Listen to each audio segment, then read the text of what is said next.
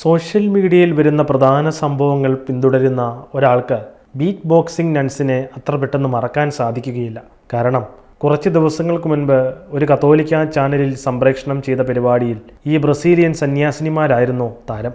ആ പരിപാടിയിൽ വെച്ച് അവർ പാട്ടുപാടി നൃത്തം ചെയ്തപ്പോൾ ഷോയുടെ അവതാരകനായ ഡീക്കൻ പോലും അവരോടൊപ്പം ഡാൻസ് ചെയ്യുന്ന ദൃശ്യങ്ങൾ സോഷ്യൽ മീഡിയയിൽ ട്രെൻഡിംഗ് ആയിരുന്നു.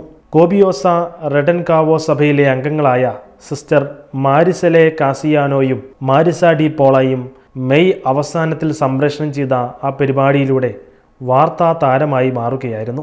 ഷോയിൽ വെച്ച് അവതാരകനായ ഡീക്കൻ ജിയോവാനി ബാസ്റ്റോസിനൊപ്പം അവർ പാട്ടുപാടി നൃത്തം ചെയ്യുകയായിരുന്നു.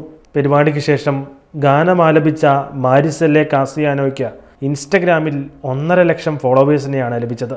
ദൈവവിളി എന്നാരംഭിക്കുന്ന ഗാനമായിരുന്നു സിസ്റ്റർ മാരിസെല്ല പരിപാടിയിൽ ആലപിച്ചത്. തങ്ങളുടെ പ്രദേശത്ത് നടക്കാനിരിക്കുന്ന ഒരു ദൈവവിളി ധ്യാനത്തെക്കുറിച്ച് രാജ്യം മുഴുവനും അറിയിക്കുക എന്ന ലക്ഷ്യമായിരുന്നു ദൈവവിളി എന്നാരംഭിക്കുന്ന ഒരു ഗാനം തന്നെ സന്യാസിനിമാർ അന്ന് തിരഞ്ഞെടുത്തത്. എന്നാൽ അവരുടെ ലക്ഷ്യം ഭേദിച്ച് ലോകം മുഴുവൻ അവർ ട്രെൻഡിംഗ് ആയി മാറുകയായിരുന്നു. ആസക്തികളിൽ വീണുപോകുന്ന യുവാക്കളെ പൊതുജീവിതത്തിലേക്ക് തിരികെ കൊണ്ടുവരിക എന്നതാണ് തങ്ങളുടെ ദൗത്യമെന്ന് ഈ സന്യാസിനിമാരുടെ കോൺഗ്രിഗേഷൻ്റെ വെബ്സൈറ്റിൽ പറയുന്നു. സംഗീതം എന്ന ശക്തമായ ഉപകരണത്തിലൂടെ യുവാക്കളിൽ ദൈവവിളികൾ സൃഷ്ടിക്കുക എന്ന ലക്ഷ്യവും ഈ സന്യാസിനിമാർക്കുണ്ട്.